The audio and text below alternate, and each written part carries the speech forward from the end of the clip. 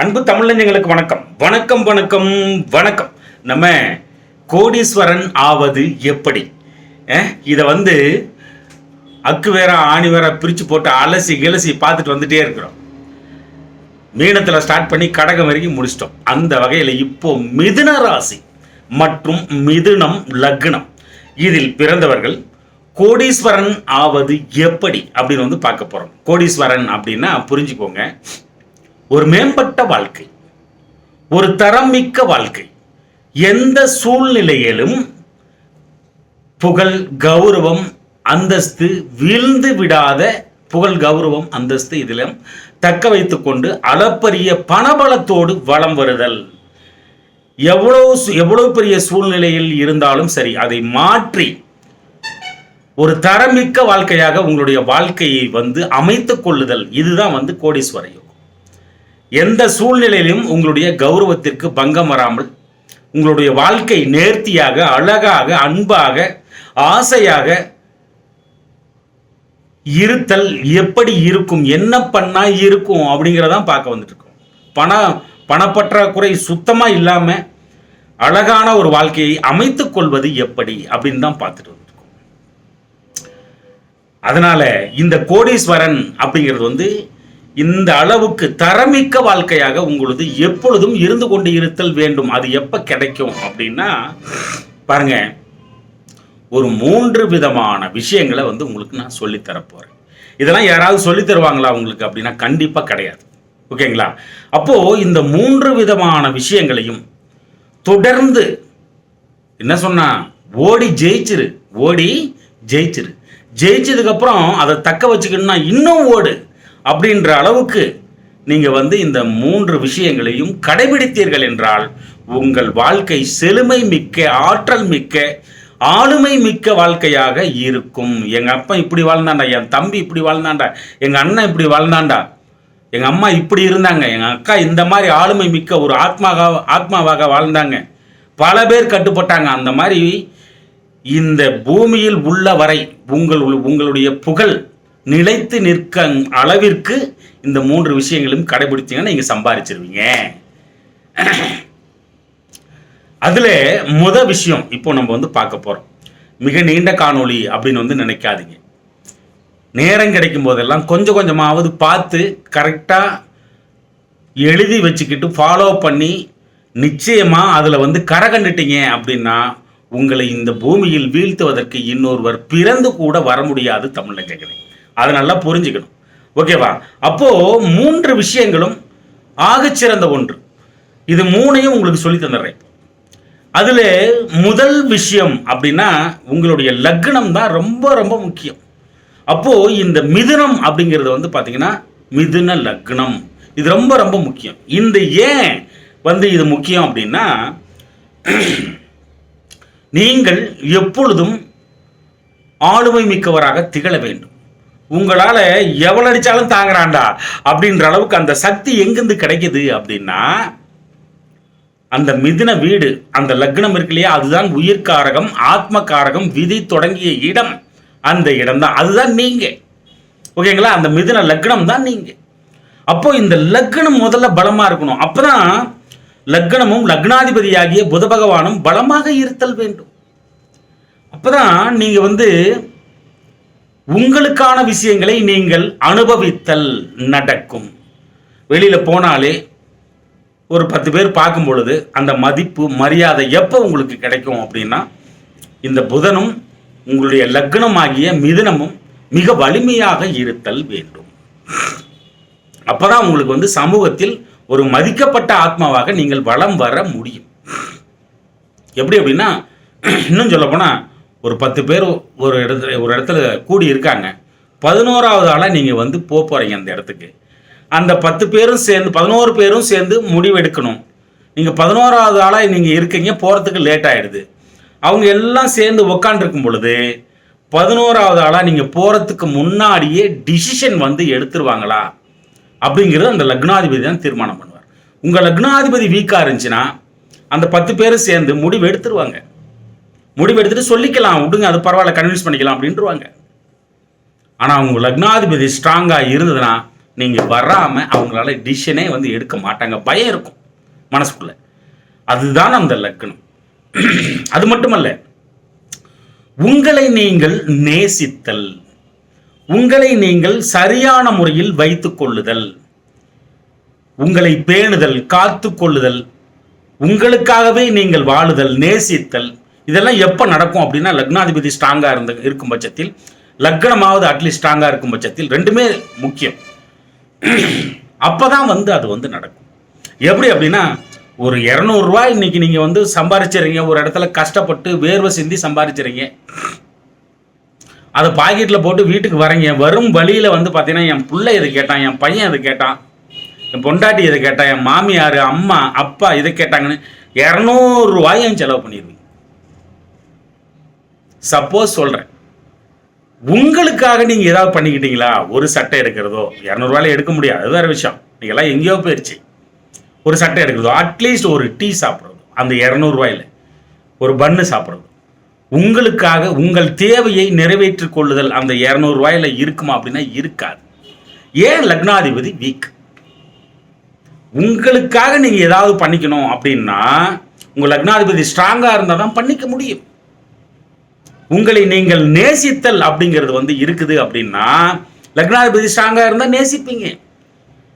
உங்களுக்கு பிராப்தம், உங்களுக்கு கிடைக்க வேண்டியது, உங்களுக்கு அனுபவிக்க வேண்டியது, அந்த அனுபவிக்க வேண்டிய பாக்கியம் உங்களுக்கு எப்போ கிடைக்கும் அப்படின்னா உங்கள் லக்னாதிபதி ஸ்ட்ராங்காக இருந்தால் நீங்கள் அனுபவிப்பீங்க. இல்லைனா அனுபவிக்க முடியாது, பிராப்தமே இருக்காது. முதல்ல இதை தான் சரி பண்ணணும். இதுதான் ஃபர்ஸ்ட் விஷயம் சொல்லி கொடுத்துட்டு இருக்கிறேன். அடுத்து இன்னொரு 2வது விஷயம் இருக்குது, அடுத்து 3வது விஷயம் இருக்குது.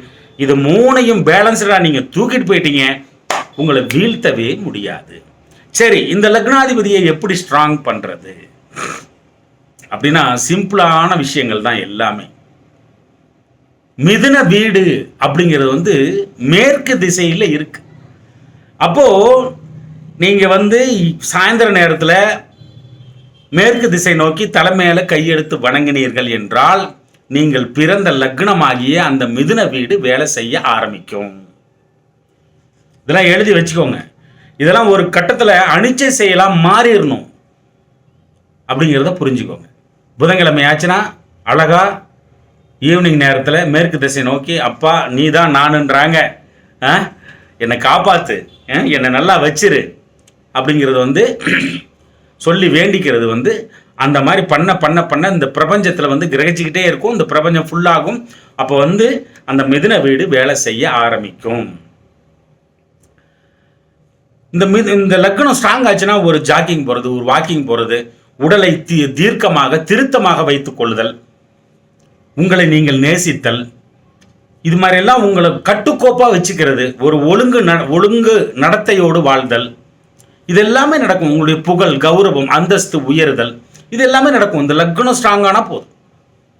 சுபத்துவமாக இருக்கணும்னா அப்போ வந்து என்ன பண்ணணும் அப்படின்னா அழகா அதிதேவதையாகிய இந்த புதனுக்கு அதிதேவதை அப்படிங்கிறத வந்து பார்த்தீங்கன்னா பெருமாள், அந்த அதிதேவதையை நீங்கள் வணங்கலாம். மகாவிஷ்ணுவை வணங்கலாம். புதன்கிழமை தோறும் மறக்காம கம்பல்சரி அவரோட முகத்தில் முழிச்சிட்டிங்கன்னா நீங்கள் ஸ்ட்ராங் ஆகிட்டே போவீங்க. எல்லா விஷயத்துலையும் உங்கள் கேரக்டர் வைஸ், உங்களை சுற்றி இருக்க உங்கள் முன்னாடி நீங்கள் எப்படி வாழணும் அப்படிங்கிறதுல வந்து மதிப்பு மரியாதை மிக்க ஆளுமை மிக்க வாழ்க்கை, இது எல்லாமே உங்களுக்கு வந்து கிடைக்கும்.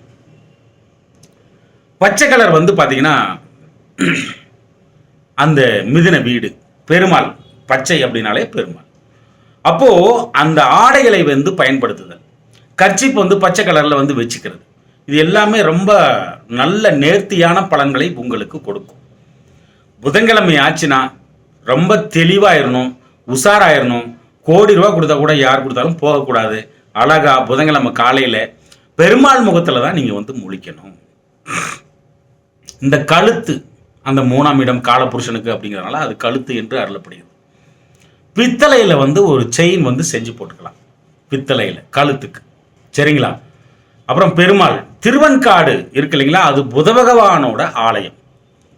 அப்போது திருவன்காடு போயிட்டு அழகா இந்த சிண்டு விரல்ல பித்தளையிலையோ அல்லது வெள்ளியிலோ இந்த மாதிரி பச்சை கல்பதித்த மோதிரத்தை சிண்டு விரல்ல ரைட் ஹேண்டில் அந்த அப்பங்கிட்ட வச்சு வாங்கி எங்கே திருவன்காட்டில் போயிட்டு புத பகவான்கிட்ட வச்சு வாங்கி அங்கேயே இந்த சிண்டு விரல் வந்து புதன். அப்போது இதில் வந்து போட்டுக்கிறது ரொம்ப நல்லது. அப்போது உங்கள் லக்னம் வந்து ஸ்ட்ராங் ஆகும் அப்படிங்கிறத வந்து தயவு செய்து புரிந்து கொள்ளுங்கள். புத்தகத்துக்குன்னு வந்து பார்த்தீங்கன்னா ஒரு அறையை வந்து ஏற்படுத்திக்கோங்க. அந்த இடம் புத பகவானோட இடம் அப்படிங்கிறத வந்து தெரிஞ்சுக்கோங்க. மரகத பச்சை கல்பதித்த மோதிரத்தை அணிந்து கொள்ளுதல் வேண்டும். புத்தகத்துக்குன்னு ஒரு லைப்ரரி மாதிரி ஃபார்ம் பண்ணிங்கன்னா எப்பயுமே உங்களுக்கு ஒரு ஸ்ட்ராங் வந்து இருந்துக்கிட்டே இருக்கும், ஃபேமிலிக்குள்ளேயும் சரி.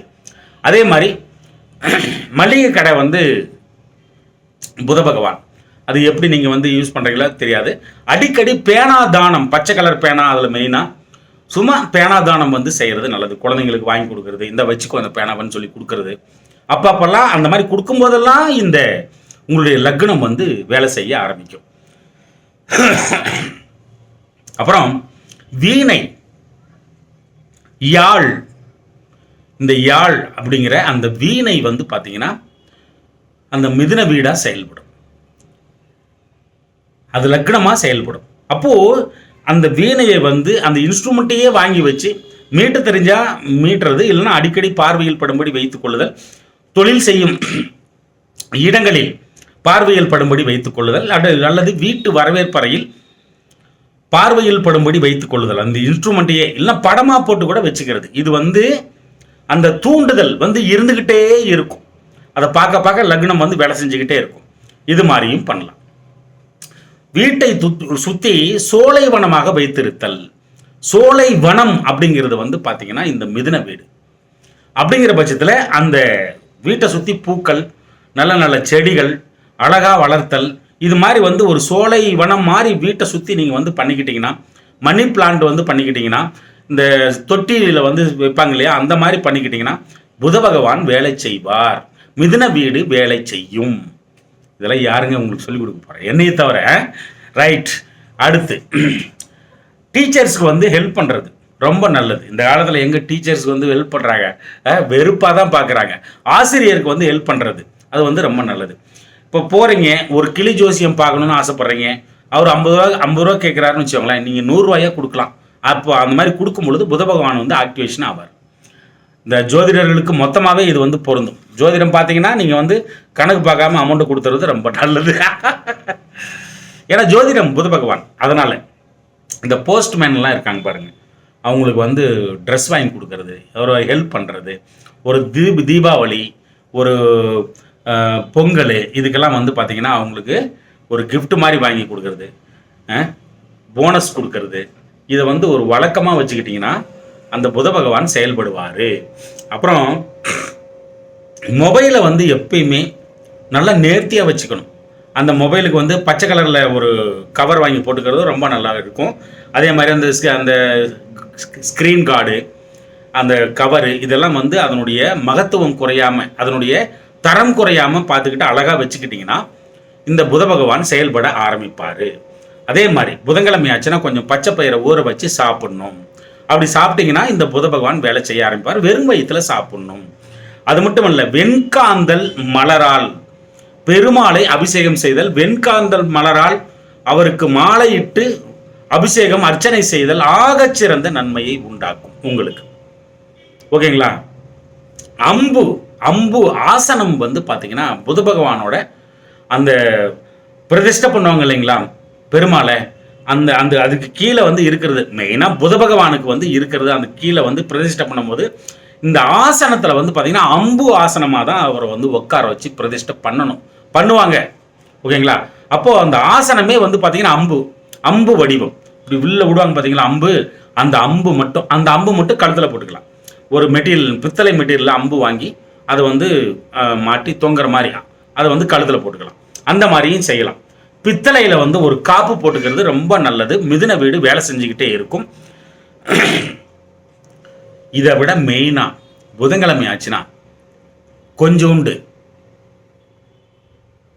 நாயுருவி இலை பவுடர், இதை வந்து வெறும் வயிற்றில் சுடு தண்ணியில் கலந்து ஒரு 1/4 டீஸ்பூன் போட்டு நல்லா கலந்து அதை குடிச்சிங்கன்னா அந்த மிதுன வீடு புத பகவான் வேலை செய்ய ஆரம்பிப்பார் அப்படிங்கிறத புரிஞ்சுக்கோங்க. சரிங்களா? அப்புறம் குதிரை வந்து வளர்க்குறது, குதிரை லாயம் வந்து வச்சுக்கிறது, குதிரையை வந்து வளர்க்குறது, குதிரைக்கு வந்து உணவளித்தல், அப்புறம் வந்து இந்த குதிரை படம் போட்டு வச்சுக்கிறது, குதிரை பொம்மை வாங்கி அடிக்கடி பார்வையில் படும்படி வைத்துக் கொள்ளுதல், இது எல்லாமே உங்களுக்கு அந்த மிதுன வீட்டை புத பகவானை ஆக்டிவேஷன் பண்ணும். நீங்கள் மெல்ல மெல்ல ஸ்ட்ராங் ஆவீங்க. உங்களை வந்து வீழ்த்தவே முடியாத பெரும் ஆளுமை மிக்க சக்தியாக நீங்கள் உருவெடுப்பீர்கள் என்பது திண்ணம். பெரும்பாலும் பச்சை பயிரும் ஞாயுருவியும் ஆகச்சிறந்த ஒன்று. இது எல்லாமே உங்களுக்கு சொல்லி கொடுத்துருக்கேன். இதில் ஒரு 2-3 வந்து எடுத்து நீங்கள் வந்து அணிச்சு செயலாக மாற்றிக்கிட்டீங்கன்னா நீங்கள் ஃபஸ்ட்டு ஸ்ட்ராங் ஆகிடுவீங்க. அனுபவிப்பதற்கு நீங்கள் தயாராகிவிட்டீர்கள் என்று அர்த்தம்.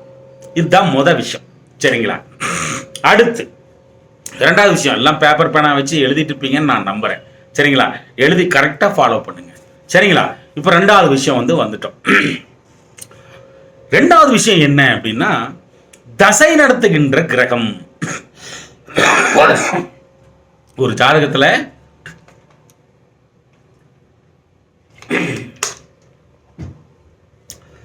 தசை நடத்துகின்ற கிரகம் ரொம்ப முக்கியம்.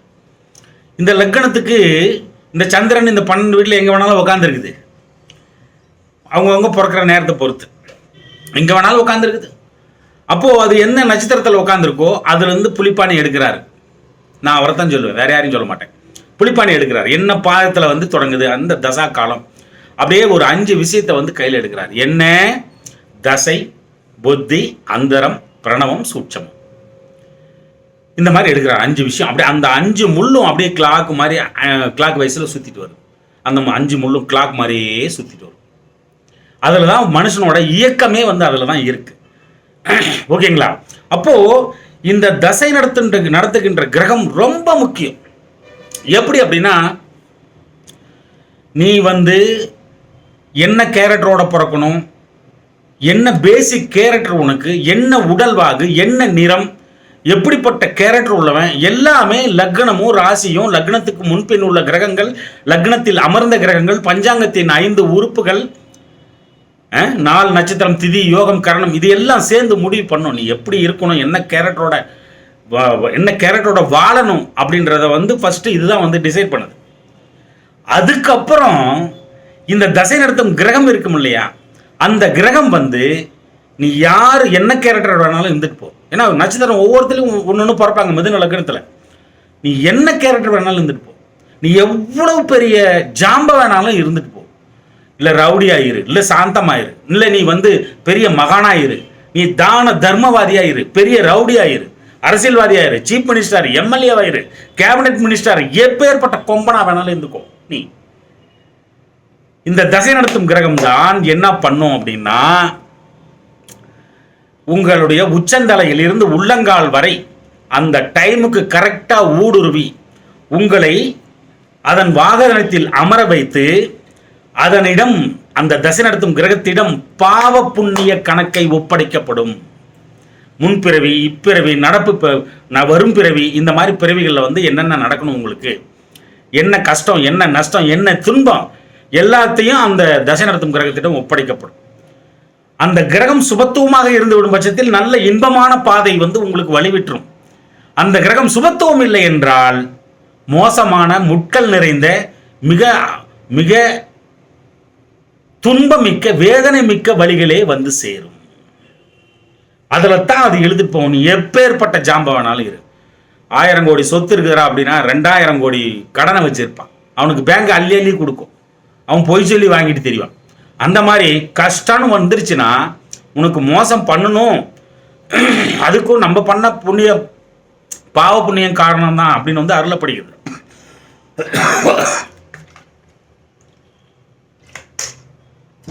அதனால அந்த கிரகத்திடம் தான் அத்தனையும் இருக்கு. உங்க வாழ்க்கையே அதில் தான் இருக்கு. நீங்க இன்னைக்கு எத்தனை மணிக்கு எழுந்திருக்கணும், யார் யாரையெல்லாம் பார்க்கணும், எவ்வளவு தூரம் பிரயாணம் பண்ணணும், என்ன கலர் சட்டை போடணும், என்ன சாப்பிடணும், பட்னியா இருப்பியா, சூடா சாப்பிடுவியா, பழச சாப்பிடுவியா, ஆறி போனதை சாப்பிடுவியா, இது மாதிரி அந்த சாப்பாட்டோட தன்மையை கூட அதான் முடிவு பண்ணும். வெளியில போன காரியம் வந்து நல்ல விதமா நடக்குமா, இல்ல தோல்வியில் முடியுமா, வீடு நிம்மதியை கொடுக்குமா, கணவனிடம் மனைவியிடம் சண்டை வருமா, வீட்டில் இருக்கிறவங்க எல்லாருமே உங்களுக்கு கட்டுப்படுவாங்களா, பணம் வருமா, இன்னைக்கு வருமானம் உண்டா, வந்தா எவ்வளவு வரும், 1000 ரூபாய், 500 ரூபாய், 5000, 5 லட்சம், 10 லட்சம், 1 கோடி, 5 கோடி, இந்த வேரியேஷன் கூட அதுதான் வந்து டிசைட் பண்ணும். அப்போ அந்த கிரகம் நன்மையானதாக யோகமானதாக இந்த மிதுன லக்னத்தில் இருந்து தசை நடத்தும் கிரகம் 12 வீடுகளில் எங்கு அமர்ந்திருந்தாலும் சரி, சுபத்துவமாக நன்மையை அருளும் நிலையில் இருந்து தசை நடத்தும் பட்சத்தில் அந்த கிரகம் எந்த பாவகத்தில் 12ஆம் பாவமா இருந்தா கூட சரி, எந்த பாவகத்தில் அமர்ந்திருக்கிறதோ அந்த பாவக தன்மைக்கு ஏற்ப உங்களுக்கு அதற்கேற்றாற் போல் நன்மையை அருளிவிடும். சுபத்துவமா இருக்கும், அதுதான் முக்கியம். அப்போ நல்ல வாலிப படிப்பு வயதிலேயே மாணவனாக இருக்கும் பொழுதே நல்ல கிரகம் தசை நடத்தும் பட்சத்தில் நல்ல படிப்பை கொடுத்துரும், நல்ல படிப்பை கொடுத்து விடும், படிப்பில் முதன்மையாக திகழ வைக்கும். படித்து முடித்த அடுத்த நிமிடமே வேலையோ தொழிலையோ நோக்கி நகற்றிவிடும். அந்த வேலையிலும் சரி தொழிலிலும் சரி நீடித்த வளர்ச்சி இருந்து கொண்டே இருக்கும். வேலையில் ஊதிய உயர்வு முதற்கொண்டு நல்ல பெயர் உயர் பதவிகள் முதற்கொண்டு எல்லாம் மடமடம்னு கிடைக்க ஆரம்பிச்சிடும். நல்ல கிரகம் தசை நடத்துச்சுன்னா, தொழில நகர்த்துச்சுன்னா நீடித்த வளர்ச்சி இருக்கும், ரொம்ப இன்ட்ரெஸ்டிங் ஆகிடும்.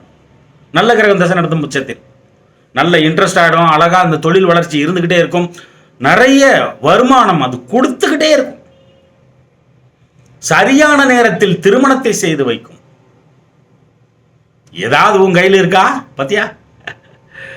சரியான நேரத்தில் திருமணத்தை செய்து வைக்கும். நல்ல கணவன் நல்ல மனைவியை அமைத்து கொடுக்கும். நல்ல மணி போன்ற குழந்தைகளை பெற்றெடுப்பீர்கள். அதீத வருமானத்தால் சொத்து சேர்க்கை, ஆடை ஆபரண சேர்க்கை, அசையும் அசையா சொத்துக்கள் சேர்க்கை, வீடு கட்டுதல், அடுக்குமாடிகளை கட்டுதல், வண்டி வாகன பிராப்தங்கள், விவசாய நிலங்கள், பெரிய பெரிய சொத்துக்கள், ஆடு மாடு கன்றுகாலி மித்திரங்கள் பயங்கரமா குதூகலப்பட வைக்கும். அப்பா அம்மா கணவன் மனைவி இவர்களிடத்தில் மிக முதன்மையாக திகழுதல், உறவுகள் மத்தியில் மிக முதன்மையாக திகழுதல், இதெல்லாம் நடக்கும். வீட்டில் எப்பொழுதும் குதூகலமான விசேஷங்கள் சுபகாரியங்கள் நடந்து கொண்டே இருத்தல் நடக்கும். குதூகலமாகவே வீடுகள் வந்து இருக்கும். ஆகச்சிறந்த புகழ்மிக்க வாழ்க்கையை கொடுக்கும், அந்தஸ்து மிக்க வாழ்க்கையை கொடுக்கும், கௌரவமிக்க வாழ்க்கையை கொடுக்கும். இதை அனைத்தையும் விட சுயமரியாதை மிக்க வாழ்க்கையையும் அந்த கிரகம் கொடுக்கும். தொட்டதெல்லாம் தொடங்கும், காரிய தடைகளே இருக்காது. அவங்களுக்குள்ள ஒரு இருமாப்பே வந்துடும். என்னன்னே நான் தொட்டனா ஒரு ஸ்கெட்ச் போட்டேன்னா முடிக்காம விட மாட்டேன், நான் ஒன்று நினைச்சிட்டேன்னா அதை சாதிக்காம விட மாட்டேன் அப்படின்ற ஒரு இருமாப்பே வந்துடும். அது வல்ல தசை நடத்தும் கிரகம் ஆகச்சிறந்த முறையில் அமர்ந்து தசை நடத்தி கொண்டு இருக்கிறது என்ற அர்த்தம். அதே கிரகம் பாவப்பட்டு பங்கப்பட்டு சேராதவரோடு சேர்ந்து பகைவர்களின் பார்வை பெற்று பகை வீட்டில் அமர்ந்து சொல்ல ஒன்னா பாவத்துவத்துடன் அமர்ந்து தசை நடத்தும் பட்சத்தில் அந்த கிரகம் பெற்ற பாவத்துவத்தின் அளவீடுகளுக்கு ஏற்ப துன்பமே வந்தடையும். முழுவதுமாக பாவப்பட்டு தசை நடத்தும் பட்சத்தில் சிறைக்கு செல்வதற்கு நிகரான துன்பத்தை அருளிவிடும். ஏண்டா பிறந்தோம் அப்படின்ற லெவலுக்கு மாத்தி விட்டுரும். அதுலதான் கடனாளி ஆகுதல், ஏமாந்து போதல், வஞ்சனைக்கு உள்ளாகுதல், எதிரிகளால் நசுக்கப்படுதல், புகழ் கௌரவம் அந்தஸ்தை இழத்தல், சொத்துக்களை இழத்தல், வீடு வண்டி வாகனங்களை இழத்தல், நெருங்கிய உறவுகளை இழத்தல், ஏமாந்து போதல் எல்லாமே அதுல தான் நடக்கும். தொழில் நஷ்டம், வேலையில் தடங்கள், ஊதிய உயர்வு இல்லாமல் போதல், வேலையை இழத்தல், அப்பா அம்மா மனைவி கணவன் குழந்தைகளிடத்திலேயே விரோத போக்கை கடைபிடித்தல். முழுவதுமா பாவப்பட்டிருந்தா இதெல்லாம் நடக்கும். விரோத போக்கை கடைபிடித்தல், அவங்களுக்கே பிடிக்காது, எதிரியா பார்க்க ஆரம்பிச்சிருவாங்க. இந்த மாதிரி எல்லாம் வந்துடும். அதீத கடனாளியா மாத்தி விட்டுரும். துன்பமிக்க வாழ்க்கையாக இருக்கும். ஒரு தசா காலம் நல்லது பண்ணிட்டு போயிருக்கும், அளப்பரிய நன்மைகளை கொடுத்திருக்கும் ஒரு தசா காலம். அந்த தசா காலம் புகழ்மிக்க வாழ்க்கை, அந்தஸ்து மிக்க வாழ்க்கையை கொடுத்திருக்கும், பணபலத்தை அருளி இருக்கும். ஒரு தசா காலம், அடுத்து வரக்கூடிய தசா காலம் நன்மை இல்லாமல் உங்களை மோசம் செய்யும் தசா காலமாக, துன்பத்தை கொடுக்கும் தசா காலமாக வந்துவிடும் பட்சத்தில் உங்களை கீழே இறக்கி விடவே பார்க்கும். அப்ப எடுத்த உடனே என்ன பண்ணுவீங்க? நல்ல ஒரு புகழ்மிக்க வாழ்க்கையை வாழ்ந்துட்டு இருக்கும் பொழுது, இது மாதிரி நான் 2000 பார்த்தவன்டா அப்படின்னு சொல்லிட்டு இந்த தசா காலத்தில் சம்பாதிச்ச புகழ், அந்தஸ்து, கௌரவம், பணபலம் முதற்கொண்டு இதில் தூக்கி போட்டுக்கிட்டே இருப்பீங்க. அது இறக்கி விட்டுக்கிட்டே இருக்கும். ஒரு கட்டத்தில் போய் லாக் ஆகும். ஒரு கட்டத்தில் போய் லாக் ஆகும். அப்பதான் ஒரு யோசனையே வரும். நம்ம யாருக்கும் எந்த துரோகமும் பண்ணலையே, நம்மளால ஒரு 10 பேர் பொழைச்சிருக்கிறாங்களே, இப்போ அவங்கெல்லாம் பக்கத்தில் கூட இல்லையே, வீட்டுக்கு போனால் நிம்மதி இல்லையே, ஏன் இவங்கெல்லாம் இப்படி பண்ணுறாங்க, ஏன் எனக்கு தொடர்ந்த நஷ்டமாகுது, ஏன் காரிய தடங்களாக இருக்குது, எது தொட்டாலும் விளங்காமல் போகுது, ஏன் இப்படி என்னோட வாழ்க்கை மாறி போச்சு அப்படின்ற டவுட்டு அங்கே தான் வரும். அப்போ தான் ஜாதகத்தை தூக்குவாங்க. அப்போ தான் ஜாதகத்தை தூக்குவாங்க. அதனால தான் சொல்றது, தசை நடத்தும் கிரகமாக சிறந்த முக்கியம். அதன் அதிதேவதையை வணங்குதல் மிக மிக முக்கியம். ராகு தசை நடக்குது. சனிக்கிழமை 9 மணிலிருந்து 10:30 மணிக்குள்ள புலிப்பாணி அள்ளி தெளிச்சிட்டு போயிருக்காரு. எல்லா தசா காலத்திற்கும் பரிகாரம். நீ யார் வேணாலும் எப்படி வேணாலும் இருந்து எப்படியெல்லாம் வாழ்ந்தவனா இருந்தாலும் கூட தசா காலம் அந்த டைம் பீரியட் அது எஃபெக்ட் ஊடுருவும் பொழுது அதனுடைய பிடியில் கொஞ்சம் கூட இப்படி திரும்ப முடியாது. குதிரைக்கு லகான் கட்டின மாதிரி தான், நேராக தான் போகணும். அது எந்த வழியில் கூட்டிட்டு போதோ அத்தனை துன்பத்தையும் அனுபவிக்கிற மாதிரி ஆயிடும். அது மோசமாக இருந்தா, அது நன்மையாக இருந்துச்சுன்னா அத்தனை இன்பத்தையும் கொடுத்துரும். இதுதான் வாழ்க்கை, இதுதான் சூட்சமம். இங்கதான் இருக்கு உங்க வாழ்க்கையோட சுச்சி. ராகுதசை நடக்குது அப்படின்னாலே அழகா பத்ரகாளி அம்மன் வழிபாட்டை செய்யணும். சனிக்கிழமை செய்யறது ரொம்ப நல்லது. சனிக்கிழமையில 9, 10 அந்த ராகு காலத்துல பண்றது ஆகச்சிறந்த ஒன்று. குருதசை நடக்குது. வியாழக்கிழமை ஆச்சுன்னா அழகா சிவனாலயத்தில் உள்ள தட்சிணாமூர்த்தி முன்னாடி மண்டி போட்டுறணும். வியாழக்கிழமை ஆச்சுன்னா கெட்டியா பிடிச்சிக்கணும் அவரை, தசாகாலம் முடிகிற வரைக்குமே. சனி தசை நடக்குது. சனிக்கிழமை ஆச்சுன்னா சனி பகவானுக்கு எள்ளெண்ணெயில தீபம் போட்டு சரணடைகள்னா ரொம்ப கஷ்டம். புதன் தசை நடக்குது. புதன்கிழமை ஆச்சுன்னா பெருமாளை கெட்டியா பிடிச்சிக்கணும். அவர் முகத்துல தான் முழிக்கணும் புதன்கிழமை ஆச்சுன்னா. கேது தசை நடக்குது. செவ்வாய்க்கிழமை ஆச்சுன்னா விநாயக பெரும்பாட்டன் முன்னாடி தோப்பு கரணம் போட்டுறணும். ஓம் கம் கணபதியே போற்றின்னு சொல்லணும். செவ்வாய்க்கிழமை ஆச்சுன்னா விடக்கூடாது. சூரிய தசை நடக்குது. சுக்கர தசை நடக்குது. வெள்ளிக்கிழமை ஆச்சுன்னா மகாலட்சுமி வழிபாடு உங்களை காப்பாற்றும். சுக்கர தசையில சூரிய தசை நடக்குது. ஞாயிற்றுக்கிழமை ஆச்சுன்னா சிவ வழிபாடு மிக மிக முக்கியம். சிவனை போய் சந்திச்சிடணும். எல்லாம் திங்கிழமை வாங்க சிவனை பார்க்கறது, அது வரல ஞாயிறு தான். ஞாயிற்றுக்கிழமை காலையில் 6 to 7 சூரிய ஓரையில போய் தரிசனம் பண்ணிடணும். சந்திர தசை நடக்குது. திங்கட்கிழமை ஆச்சுன்னா சிவனின் உடனுறை அம்மனாகிய கொற்றவை எனப்படுகிற பார்வதி அம்மன் வழிபாட்டை செய்தல் வேண்டும். செவ்வாய் தசை நடக்குது. முருகனை கெட்டியா பிடிச்சுக்கணும். செவ்வாய்க்கிழமை ஆச்சுன்னா அவர் முகத்துல முடிச்சிடணும். எல்லா தசையும் சொல்லிட்டேன். இந்த மாதிரி தொடர்ந்த வழிபாடு இதையும் அனுச்சி செய்யலாம், மாத்திக்கணும் உங்களையே. இது எல்லாம் பண்ணணுமா? பண்ணாதான் உங்களுக்கு அவ்வளவு பெரிய விஷயமும் கிடைக்கும். 2வது விஷயம் சொல்லி கொடுத்தாச்சு. இதுதான் வாழ்க்கை நடைமுறை. இதுதான் இப்படிதான் பிளானு, இது இப்படிதான் நடக்கும், இது இந்த மாதிரி தான் ஜோசியம். இதுல கோடீஸ்வரன் எங்கிருந்தா வராரு? அதுதான் முக்கியமான விஷயம். அடுத்து 3வது விஷயம், பணபலம், நீ ரொம்ப ஏழையா இருந்தாலும் சரி, இல்ல பணத்துல கஷ்டப்பட்டு இருந்தாலும் சரி, இல்ல மிடில் கிளாஸா இருந்தாலும் சரி, இதை எல்லாமே நீங்க செஞ்சு பாருங்க. ஒரு 3 மாசம், 3 வருஷம் கூட ஆகட்டுங்க, 3 வருஷம் கூட ஆகட்டுங்க, ஒரு சடன் ஸ்டேஜில் அப்படியே தூக்கும் பாருங்க, உங்களை வேற லெவலுக்கு கொண்டு போய் நிறுத்தும். எப்படி இருந்தாலும் தசாவோ புத்தியோ அந்தரமோ பிரணவமோ சூட்சமோ வந்துகிட்டே தான் இருக்க போகுது. 11ஆம் அதிபதி, 11ஆம் அதிபதி. ஏன் இந்த 11ஆம் அதிபதியை சொல்றேன் அப்படின்னா, அந்த இடம்தான் ஜாதகத்திலே மிக பூமப்பான விஷயம். அந்த இடம்தான் 11ஆம் இடம்தான். ஏன் அப்படின்னா, நம்ம ராவண பெரும்பாட்டன், தமிழ் தாத்தன் ராவண பெரும்பாட்டன் இருக்காரு பார்த்தீங்களா, அவருக்கு அவரை எல்லாமே திரிச்சு விட்டாங்க. இந்த ஆரிய பார்ப்பன இருக்கே எல்லாத்தையும் போட்டு மூழ்கிருச்சு, முழுத்தடிச்சிருச்சு. தமிழ் அப்படிங்கிறதே இல்லாம பண்ணி விட்டுருச்சு. அந்த தமிழ் தாத்தன் யார் தெரியுமா? கலைப்பத்தில் தலை சிறந்தவன், திசை 8லும் புகழ் பெற்றவன். இதுதான் அவரோட பேர். கலைப்பத்தில் தலை சிறந்தவன், திசை 8லும் புகழ் பெற்றவன். ஆனா அவரை 10 தலையா மாத்தி விட்டாங்க. 10 தலையா மாத்திட்டாங்க. 10 தலை ராவணன். நீ உங்க அம்மாவில் மாட்டா பிரசவம் பார்த்தீங்க அப்படின்னு கேட்பாங்க பார்த்தியா மாலு சீமானு. அந்த மாதிரி நானும் கேட்குறேன். அப்படியெல்லாம் இல்லை. கலைப்பத்தில் தலை சிறந்தவன், திசை 8லும் புகழ் பெற்றவன். அவ்வளவுதான் அவரோட பேர். என்ன கலையா? 10 கலைகளும் என்னென்ன கலை அப்படின்னா நிறைய இருக்கு. அந்த 10 கலையில பார்த்தீங்கன்னா முதன்மையானது ஜோதிட கலை. முதன்மையானதுன்னு நான் சொல்றேன்.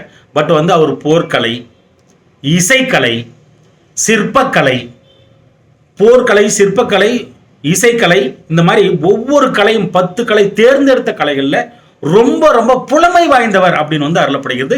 அதுல ஒண்ணு ஜோசியமும் கூட. கட்டிடக்கலை, இந்த மாதிரி. இந்த ஜோசியம் அதுல தலை சிறந்தவன் அப்படின்னா சும்மா சாதாரணம் கிடையாது. 9 கிரகமும் அவர் சொல் பேச்சை கேட்கும், அப்படி கண் அசைவுக்கு நிற்கும் என்று அருளப்படுகிறது. ராவண பெரும்பாட்டனுடைய கண் அசைவுக்கு 9 கிரகங்களும் அப்படியே நிற்கும், கட்டுப்படும் என்று அருளப்படுகிறது. தன் உள்ளங்கையில் வைத்திருந்தார் அத்தனை கிரகங்களையும் என்று அருளப்படுகிறது. எப்பேற்பட்ட மகான்! இன்னும் உண்டு. தன்னுடைய சிம்மாசனத்தில் ஏறி அமரும் பொழுது ஒவ்வொரு கிரகத்தின் முதுகிலும் கால் வைத்து ஏறி தன் சிங்க சிம்மாசனத்தில் அமர்ந்தார் என்றும் அருளப்படுகிறது. அப்படின்னா அதனுடைய ஆளுமை பாருங்க. அந்த ஜோதிடத்தில் அவரோட ஆளுமை பாருங்க எந்த அளவுக்கு இருக்குதுன்னு சொல்லிட்டு.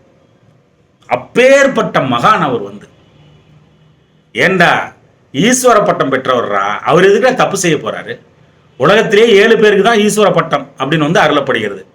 சனி ஈஸ்வரன், ராவண ஈஸ்வரன், இந்த மாதிரி அருளப்படுகிறது. அதுல ஒருத்தர் ராவணன். அவர் எப்படி தப்பு செய்வார்?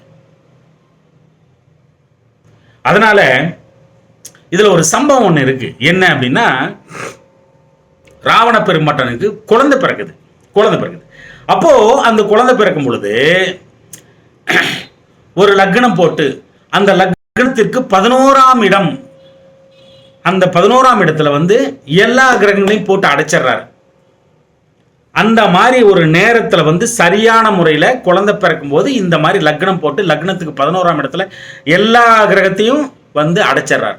ராகுவோ கேதுவோ அதனுடைய அந்த 11ஆம் இடத்திற்கு 7ஆம் இடத்துல ராகுவோ கேதுவோ இருந்திருக்கலாம். மீதி பார்த்தீங்கன்னா 7 கிரகங்களும் 11ஆம் வீட்டில் அமர்ந்திருக்கிறது. அந்த மாதிரி அருளப்படுகிறது. அந்த மாதிரி அடைச்சிடுறாரு குழந்தை பிறக்கிற நேரத்தில். எல்லா கிரகமும் போய் உட்கார்ந்துக்குது 11ஆம் வீட்டில். இவர் சொல் பேச்சை கேட்டு இவருடைய கண் அசைவுக்கு போய் உட்கார்ந்துருது. என் பையன் பிறக்க போறான், இந்த மாதிரி தான் நீங்க இருக்கணும் அப்படின்னு சொல்லிடுறாரு. எல்லாத்தையும் போட்டு அடைச்சிடுறாரு. கட்டுக்கோப்பா ஒரு இடத்துல வச்சிருக்காரு. குழந்தை பிறக்க போகுது. அந்த நேரத்தில் என்ன பண்றாருன்னா, இந்த கட்டை அடிச்சுட்டு வருவார் பார்த்தீங்களா நாரதரே, அவர் என்ன பண்றாருன்னா, ஏன்பா அந்த கிரகங்களை பார்த்து பேசுறாரு. ஏன்பா உலகத்தையே ஆள்றவங்க நீங்க, இந்த கிரகங்கள் தெய்வத்துக்கே கட்டுப்பட்ட கிரகங்களுக்கு தெய்வமே கட்டுப்படும் என்று அருளப்படுகிறது. அப்பேற்பட்ட நீங்க இந்த 11ஆம் இடத்துல உட்காந்து இந்த மாதிரி இந்திரஜித்துன்னு ஒரு குழந்தை பிறக்க போது, அந்த குழந்தை இந்த மாதிரி ஒரு சூழ்நிலையில பிறந்தா அந்த குழந்தைய அழிக்க முடியுமா? அந்த குழந்தை அது எவ்வளோ பெரிய ஆயுள் பெற்றதா, புகழ் பெற்றதா, மகத்துவமிக்க ஆத்மாவா வந்து பிறந்துரும், அதை வந்து எதுவுமே செய்ய முடியாது, இந்த மாதிரி இருந்தால் நல்லதா அப்படின்னு எல்லா கிரகத்தையும் பார்த்து கேட்குறாரு. எல்லா கிரகமும் திருப்பிக்குது, முதுக திருப்பிக்குது, கேட்க மாட்டேங்குது அந்த பேச்சை. ஆனால் சனி பகவான் மட்டும் காது கொடுத்து கேட்கிறார். ஆமா, நீ சொல்றது கரெக்ட் தான் அப்படின்னு வந்து சொல்றாரு. ஏன்? அவர் தான் உலக நீதிமான். உலக நீதிமான், தான தர்மத்திற்கு, நியாய தர்மத்திற்கு கட்டுப்பட்டவர் அவர் ஒருவரே. எந்த சூழ்நிலையிலும் தவறு தவறுதான், நன்மை நன்மைதான், தீயது தீயதுதான், கெட்டது கெட்டதுதான் அப்படின்றதும் வந்து நிறைவேற்றி காட்டக்கூடிய ஒரு ஜாம்பவான் இந்த உலகத்துல யாராவது இருக்காங்களா அப்படின்னா சனி பகவான் மட்டுமே. நியாய தர்மத்துக்கு கட்டுப்பட்டவர். அதனாலதான் சொல்றது, சனி தசையில வந்து ரொம்ப ரொம்ப ஆடாதீங்கயா அப்படின்னு வந்து சொல்லுவாங்க. அப்பேற்பட்ட சனி பகவானை பாட்டுக்கு கேட்குது. அப்ப சொல்றாரு, கரெக்டு தான், நான் என்ன பண்ணுன்னு நீ சொல்லு அப்படின்னு வந்து சனி பகவான் வந்து கேட்கிறார். அப்படி கேட்கும் பொழுது குழந்தை பிறக்கும்போது கரெக்டா 11ஆம் இடத்துல இருந்து 12ஆம் இடத்துக்கு கால் எடுத்து வச்சிரு, 12ஆம் இடத்துக்கு போயிடு அப்படின்னு வந்து சொல்றார். அவரும் வந்து சரி ஓகே, நீதி நேர்மைக்கு கட்டுப்பட்டு நான் வந்து குழந்தை பிறக்கும்போது கரெக்டாக 12ஆம் இடத்துக்கு போயிடுறேன் அப்படின்னு வந்து ஒத்துக்கிறாரு. குழந்தை பிறக்குது. கரெக்டாக குழந்தை பிறக்கும் அந்த நேரத்தில் 12ஆம் இடத்தை நோக்கி 12ஆம் இடத்தில் ஒரு காலை இப்படி வந்து வைக்கிறாரு சனி பகவான். அப்படி வைக்கிறார். வச்ச உடனே ராவண பெரும்பாட்டன் பார்க்குறாரு. கோவம் வந்துடுது. கோவம் வந்த உடனே என்ன நான் சொன்னதை மீறுறீங்களே அப்படின்னு சொல்லிட்டு தன்னுடைய வாளை உருவி அந்த கால் வைத்த அந்த காலை ஒரே வெட்டு வெட்டிடுறார். அந்த வெட்டுப்பட்ட கால் வந்து என்ன பண்ணுது அப்படின்னா 12ஆம் இடத்திலிருந்து 12ஆம் இடத்திற்கு 7ஆம் இடத்துல வந்து விழுந்துருது அப்படின்னு வந்து அருளப்படுகிறது. அந்த வெட்டுப்பட்ட கால் தான் மாந்தி என்று அருளப்படுகிறது. இதுதான் மாந்தி உருவாகிய கதை. ஓகேங்களா? அப்போ கால் வெட்டிடுறாரு இல்லைங்களா, வெட்டுப்பட்டுறது இல்லைங்களா? அப்ப வந்து அது தான் சனி பகவான் நொண்டி என்று அருளுகிறார்கள், முடவன் என்று அருளுகிறார்கள். அதனால தான் அவரால் வேகமா போக முடியல, ஸ்லோவான பிளானட்டு இப்படி எல்லாம் சொல்லப்படுகிறது. அதனால தான் அப்போ இவ்வளவு வந்து ஒரு விஷயத்தை வந்து அந்த ராவண பெரும்பாட்டன் இவ்வளவு ஈடுபாடோட அந்த 11ஆம் இடத்தை அப்படி வந்து தன்னோட கால்குலேஷன்ல வந்து பெரிதுபடுத்துகிறார். அவ்வளவு வந்து பாராட்டுகிறார். அந்த இடத்துல கொண்டு போய் கிரகத்தை நிற்க வச்சு என் பிள்ளையை பெக்க வைக்கணும் அப்படின்ற அளவுக்கு அந்த ஜோதிடமே எப்பேற்பட்ட தமிழ் மகானோடது என்பதை அறிந்து கொள்ளுங்கள் தமிழ் நெஞ்சங்களே. அப்படின்னா அந்த 11ஆம் இடம் அவ்வளவு மகத்துவம் வாய்ந்தது. அப்போ இந்த 11ஆம் இடம் என்ன தரும்? அளப்பரிய, அளவுக்கு அதிகமான, கட்டுக்கடங்காத பண குவியலை கொடுக்கும். உங்களுடைய ஆசைகளை நிறைவேற்றி வைக்கும். பெருத்த ஆசைகளை, கனவுகளை நிறைவேற்றி வைக்கக்கூடிய இடம் அந்த 11ஆம் இடம். உங்கள் பெரிய குறிக்கோளை நிறைவேற்றி கொடுக்கக்கூடிய இடமும் அந்த இடம். உங்களுடைய ஆசை, குறிக்கோள்கள் இது எல்லாத்தையும் நிறைவேற்றி வைக்கக்கூடிய, லட்சியங்களை நிறைவேற்றி வைக்கக்கூடிய ஒரே இடம் அந்த 11ஆம் இடம்.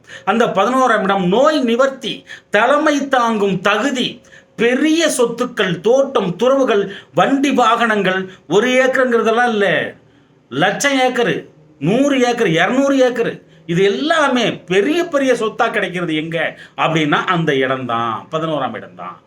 லக்னத்துக்கு 11ஆம் இடம் தான். அவ்வளோ பெரிய மகத்துவம் வாய்ந்தது அந்த இடம். அந்த இடத்த ஃபிக்ஸ் பண்ணி நம்மளுடைய தாத்தா வந்து ராவண பெரும்பாட்டன் வந்து பண்ணியிருக்காரு அப்படின்னா அதனுடைய மகத்துவத்தை நீங்கள் அறிந்து கொள்ளுதல் வேண்டும். உங்களுடைய ஆசைகள், குறிக்கோள்கள், லட்சியங்கள், பெரும் பணம் சேர்க்கைகள், சொத்து சேர்க்கைகள், ஆடு மாடு கன்றுகாலி மித்திரங்கள், பெரிய பெரிய சொத்துக்கள், அடுக்குமாடி கட்டிடங்கள், வானுயர்ந்த கட்டிடங்கள், அசையும் அசையா சொத்துக்கள், அளப்பரிய பணபலம், கௌரவம், புகழ், அந்தஸ்து, நோய் நிவர்த்தி சகலமும் அதற்குள் உண்டு. அப்போ இந்த மிதுன லக்னத்துக்கு 11ஆம் இடம் என்னது? மேஷம். மேஷ வீடு 11ஆம் இடம். ஆனால் சொல்லி வச்சுக்கிறது என்ன? செவ்வாய்க்கும் புதனுக்கும் ஆகாது, 3வது வீடு. அந்த மேஷத்துக்கு வந்து 6ஆம் இடமா புதன் வரதுனால, கன்னி வீடாக வரதுனால ஆகாது, வாய்க்கா வரப்பு தகராறு 2 பேருக்குமே அப்படின்னு வந்து சொல்லி வச்சுருவாங்க. அப்படி கிடையாது. இப்போ நம்ம பார்க்குறது மிதுன லக்னம் மட்டும்தான். அதுக்கு 11ஆம் இடம் இந்த மேஷம். அவ்வளோதான், சிம்பிள், அவ்வளோதான், விட்டுறணும். அப்படிங்கிற பட்சத்தில் அந்த 11ஆம் இடத்தை நீங்கள் கையில் இருக்கும் பொழுது, அதனை வந்து ஆக்டிவேஷன் கொடுக்கும் பொழுது, அதனை செயல்படுத்தப்படும் பொழுது நீங்கள் பெரிய உன்னத பலன்கள் உங்களுக்காக காத்திருக்கும். எப்படி பார்த்தாலும் ஒரு தசாவோ, செவ்வாயோடது ஒரு தசாவோ, அந்த 11ஆம் இடத்தது ஒரு தசாவோ, ஒரு அந்தரமோ, ஒரு புத்தியோ, பிரணவமோ, சூட்சமோ, ஏதோ ஒன்று வந்துக்கிட்டே தான் இருக்கும், சுற்றிக்கிட்டே தான் இருக்கும். அது எப்பப்பெல்லாம் வருதோ, 2 நாள், 3 நாள், 4 நாள், 1.5 மாதம், 2 மாதம், 1.5 வருஷம், 7 மாதம், 7 வருஷம், இந்த மாதிரி ஏதாவது ஒன்று வந்துக்கிட்டே இருக்கும். அப்பெல்லாம் நல்லா தூக்கி விட்டுரும். அப்போ உங்களை தொடர்ந்த வழிபாடு, அந்த மேஷ வீடை கையில் எடுத்தீங்கன்னா அந்த வழிபாடு பண்ண உங்களை கீழேயே வரவிடாது. உங்களுடைய வாழ்க்கை தரமிக்க வாழ்க்கையாக மாறும். அப்போது அந்த 11ஆம் இடத்தை எப்படி செயல்படுத்துறது அப்படின்னா பாருங்க, அந்த 11ஆம் இடம் என்பது மேஷம். மேஷம் அப்படின்னாலே ஆடு முதல்ல வந்துடும். ஆட்டை வளர்க்கலாம், ஆட்டுக்கு தீனி போடலாம், ஆட்டு பட்டியை வச்சுக்கலாம், இல்லை அட்லீஸ்ட் வீட்டிலையாவது ஆடு படம் போட்டு பார்வையில் படும்படி வைத்து கொள்ளலாம். ஆடு பொம்மையை கூட வாங்கி வச்சுக்கலாம். எங்கள் தொழில் செய்கிற இடத்துலையோ அல்லது வீட்டு வரவேற்பறையிலையோ இல்லை படுக்கை அறையிலையோ எழுந்த உடனே பார்க்குற மாதிரியோ அடிக்கடி பார்வையில் பட்டுக்கிட்டே இருக்கணுங்க. அது ஜெயிச்சிடலாம். இந்த 3வது விஷயம் இப்போ சொல்லி கொடுத்துட்டுருக்கிறேன். 2 விஷயம் உங்களுக்கு ஆணித்தரமாக பதிஞ்சிருக்கணும் இந்நேரம். 3வது விஷயமும் இப்போ பதிய வச்சுக்கிட்டே இருங்க. ஓகேங்களா? முடிச்சிடலாம் சீக்கிரமாக, நீண்ட காணொலியாக போயிடுச்சு, முடிச்சிடலாம். இந்த மேஷ வீட்டுக்கு அதிபதி யார் அப்படின்னா முருகன். செவ்வாய்க்கிழமை ஆச்சுன்னா முருகனை தரிசனம் பண்ணாமல் இருக்கவே கூடாது. அப்போ தான் உங்களுடைய ஆசை, குறிக்கோள்கள், சகலவிதமான உங்களுடைய தேவைகள், உடல் தேவை, மன தேவை, ஆத்ம தேவைகள் எல்லாமே அங்கே தான் இருக்கு. பெரும் பணம் அந்த இடத்துல தான் இருக்கு. அப்போ இதுதான் உங்களை தூக்கி நிறுத்தும். இதுதான் தூக்கி நிறுத்தும். பணபலத்திலேயே, பணபர ஸ்தானங்கள்லேயே மிக பலம் வாய்ந்தது இந்த 11ஆம் இடம் தான்.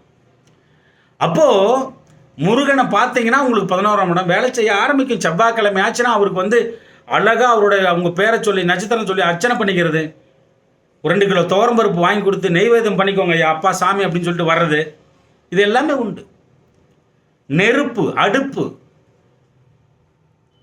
அந்த மேஷ வீடு கிழக்கு திசை நோக்கி காலையில் சூரியன் உதைக்கும் போது அந்த கிழக்கு திசையை நோக்கி நின்றுட்டீங்க அப்படின்னா உங்களுடைய 11ஆம் இடம் வேலை செய்கிறது என்று அர்த்தம். தலைமையில அந்த சூரியனை, இளம் சூரியனை கையில் எடுத்து தலைமையில் கையெடுத்து கும்பிடுதல் ஆகச்சிறந்த முறையில் அந்த 11ஆம் இடம் வேலை செய்ய ஆரம்பிக்கும். கிழக்கு திசை. சிகப்பு கர்ச்சி வச்சுக்கிறது. செவ்வாய்க்கிழமை ஆச்சுன்னா சிகப்பு ஷேட்டு போடுறது, சிகப்பு கர்ச்சி வச்சுக்கிறது. புதன்கிழமை ஆச்சுன்னா பச்சை கலரை யூஸ் பண்ணுறது. என்ன கிரகம் தசை நடந்ததோ அந்த நாள், ராகுனா சனிக்கிழமை வரணும், சனியை போல தான் ராகு. கேது அப்படின்னா செவ்வாய்க்கிழமை வரணும், ஏன்னா செவ்வாய் போல தான் கேது. குரு அப்படின்னா வியாழக்கிழமை வந்துடணும். இது சந்திர பகவான் தசை நடத்துறாருன்னா திங்கக்கிழமை போயிடணும். சூரியன் தசை நடத்துறாரு அப்படின்னா ஞாயிற்றுக்கிழமை போயிடணும். இந்த மாதிரி எடுத்துக்கணும். சனிக்கிழமைனா சனி பகவான் தசை நடத்துறாருன்னா சனிக்கிழமை போயிடணும். அதுக்குரிய கலர்களை யூஸ் பண்ணணும். இதை 3ஐயும் கடைபிடிச்சா மட்டும்தாங்க நிரந்தரமாக பொருளாதாரம் உங்களுக்கு நிற்கும். எந்த சூழ்நிலையிலையும் உங்கள் வாழ்க்கை தரம் குறையாமல் உங்களுடைய ஸ்டேட்டஸ் மேலே நின்றுக்கிட்டே இருக்கும். அது மட்டும் இல்லை, ஆடு பட்டி, குதிரை லாயம், குதிரை லாடம் வச்சுக்கிறது, இதெல்லாம் ரொம்ப நல்லது. எங்கேயாவது டூர் போகிறீங்க அப்படின்னா காடு மலைகளுக்கு பார்த்து டூர் போகிறது, இதெல்லாம் ரொம்ப நல்ல விஷயம். அப்போ தான் அந்த 11ஆம் இடம் வேலை செய்யும்.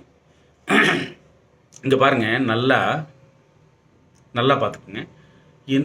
இந்த இடம் இருக்கு இல்லையா, இதுக்கு இடையில, இதுக்கு இல்லை அப்படி இல்லை, இதுக்கு இடையில இந்த இடம் இருக்கு இல்லையா, இதுக்கு நேர் இங்கே இந்த இடத்துல ஒரு முக்கோணம் போடுறது. எதுக்கு? இந்த கோடு இருக்கு இல்லைங்களா, இதுக்கு நேர் இந்த இடத்துல மேலே போகக்கூடாது, கொஞ்சம் இது போகக்கூடாது, இது கீழே, இந்த இந்த இந்த இந்த மேட்டுக்கு கொஞ்சம் மேலே முக்கோணம் போட்டுக்கிட்டிங்கன்னா அந்த மேஷ வீடு ஒர்க் ஆகும். முருகன் ஆக்டிவேஷன் ஆவார், செவ்வாய் பகவான் ஆக்டிவேஷன் ஆவார். காலையில் எஞ்சோடனே அழகாக இந்த இடத்துல இப்படி போட்டுக்கிட்டிங்கன்னா வேலை செய்ய ஆரம்பிக்கும். சரிங்களா? அப்புறம் முருகனுக்கு குங்கும அபிஷேகம் பண்ணுறது ரொம்ப நல்லது. குங்கும அபிஷேகம் பண்ணுறது, துவரம்பருப்பில் பதார்த்தம் பண்ணி முருகனுக்கு படைச்சி பூஜித்து எல்லாருக்கும் பிரசாதமாக கொடுக்குறது, அடிக்கடி பழனி போயிட்டு வர்றது, அப்புறம் இந்த மோதிர விரலில் வந்து பார்த்தீங்கன்னா தங்கத்தில் ஆனாலும் கூட சரி பவளம் கல் பதித்த மோதிரத்தை அணிந்து கொள்ளுதல் ரொம்ப நல்லது. கருங்காலி பவுடர் வந்து கொஞ்சமாக ஒரு 2 சிட்டிகை எடுத்து போட்டு சுடு தண்ணியில் கலந்து செவ்வாய்க்கிழமை காலையில் குடிக்கிறது.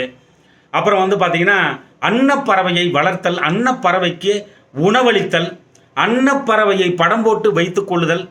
கோழி கூட வச்சுக்கலாங்க, கோழி கூட வளர்க்கலாம். கோழி வந்து முருகனோட சேவல் வந்து முருகனோட இது, கோழி கூட வளர்க்கலாம். அப்புறம் வந்து பார்த்தீங்கன்னா உங்களுக்கு தம்பி தங்கச்சி இந்த மாதிரி யாராவது இருந்தாங்கன்னா அவங்க கூட சண்டை போடாதீங்க. அவங்கள சிரிக்கிற அளவுக்கு நீங்கள் வந்து வச்சுக்கோங்க. அப்போ தான் உங்களுக்கு வந்து இந்த 11ஆம் இடம் வந்து பால்படாமல் இருக்கும். பிரதர்ஸு நோ ப்ராப்ளம் அப்படின்னு போயிட்டு நீங்கள் உதவி செய்கிறீங்களோ நீங்கள் சிரித்து பேசுகிற அளவுக்கு அது வச்சுக்கோங்க. இந்த போலீஸு இவங்களுக்கெல்லாம் ஹெல்ப் பண்ணுறது, இந்த செங்கல் கட் பண்ணுறாங்க பார்த்தியா அவங்களுக்கு சாப்பாடு வாங்கி கொடுக்குறது, இந்த ஸ்போர்ட்ஸ் மேனுங்களுக்கெல்லாம் பக்கத்தில் யாராவது இருந்தாங்கன்னா இந்தப்பா அந்த ஷூ வச்சுக்கோ நல்லா வருவேன் அப்படின்ற மாதிரி ஸ்போர்ட்ஸ் மேனுங்களுக்கெல்லாம் வந்து பண்ணுறது, இந்த சமையலறையை வந்து சுத்தமாக வச்சுக்கிறது, இது எல்லாமே மிகச்சிறந்த ஒரு உன்னதமான பலன்களை கொடுக்கும். இந்த 11ஆம் இடம் வேலை செய்ய ஆரம்பிக்கும். முருகனை கெட்டியாக பிடிச்சிக்கணும். இதுதான் விஷயம் விஷயம் விஷயம். எந்த ஒரு பரிகாரமும் அழகாக சொல்ல போனால் எந்த ஒரு பரிகாரமும் ஒரு மண்டலம் வந்து கையில் எடுத்துக்கும் 48 நாட்கள். அப்போது தொடர்ந்த வழிபாடு, தன்னுடைய லக்னம் சார்ந்த ஒரு 2-3 விஷயங்களை கையில் எடுத்துக்கிறது, எழுதி வச்சுக்கிட்டு பர்ஃபெக்ஷனாக பண்ணுங்கள். தசா நடத்தும் கிரகம் சார்ந்து ஒரு 2-3 விஷயங்களை கையில் எடுத்துக்கிறது, 11ஆம் இடம் அது சார்ந்து ஒரு 2-3 விஷயங்களை கையில் எடுத்துக்கிறது. இதை கண்டினியூஸாக பண்ணால் மட்டும்தாங்க ஜெயிக்க முடியும். இல்லைனா ஒரு ஏற்றம் நல்லா ஏற்றி விட்டுரும், எப்போ பார்த்தாலும் இறக்கி விட்டுரும். இந்த வழிபாடு உங்களை ஏறின மாதிரியே வச்சிருக்கோம். வெற்றி பெற்றுட்டீங்க அப்படின்னா இன்னும் ஜாஸ்தி பண்ணுங்க, இன்னும் ஜாஸ்தி பண்ணுங்க.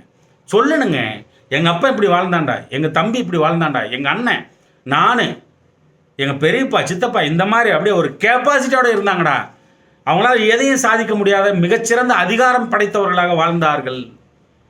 இப்படி அளவுக்கு பேர் வாங்கணும்னா இதை தவிர வேற வழியே கிடையாது. நீ எந்த சூழ்நிலையில் இருந்தாலும் முன்னேறலாம். ரொம்ப ஏழையாக இருந்தால் கூட முன்னேறலாம்.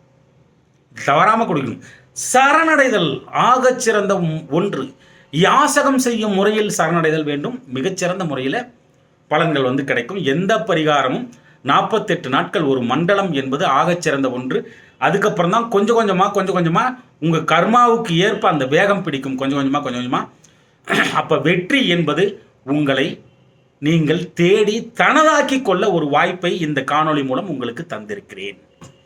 அன்பு தமிழ் நெஞ்சங்களே, இந்த கருத்துக்களை நன்றாக மனதிற்குள் உள்வாங்கி வாழ்க்கையில் கடைபிடித்து மேன்மேலும் முன்னேறி பல்லாண்டு வாழ்கவன எனது தமிழ் பெரும்பாட்டன் முருகனை நானும் வேண்டிக் கொள்கிறேன். நன்றி அன்பு தமிழ் நெஞ்சங்களே, நன்றி.